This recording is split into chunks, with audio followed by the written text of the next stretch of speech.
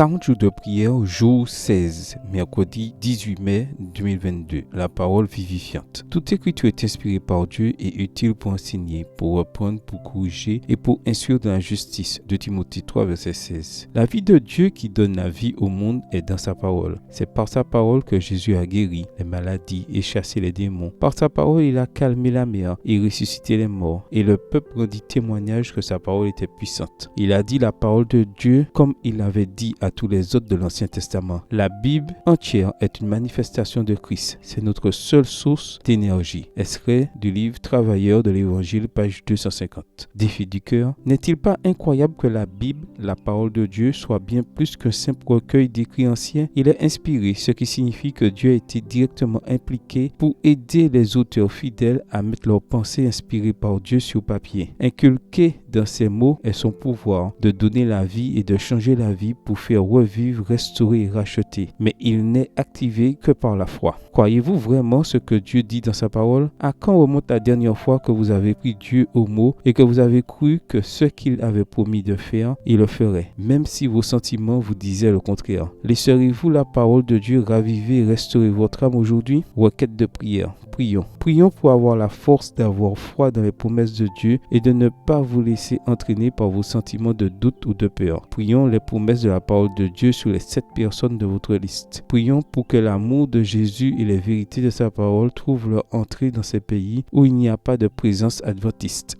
Prions pour les croyants qui subissent une grande persécution religieuse, en particulier en Russie, en Chine et dans les pays du Moyen-Orient. Prions pour ceux qui ont choisi de se faire baptiser depuis le début des conflits en Europe de l'Est. Prions pour que ces décisions soient permanentes. Amen. Que le Seigneur vous bénisse.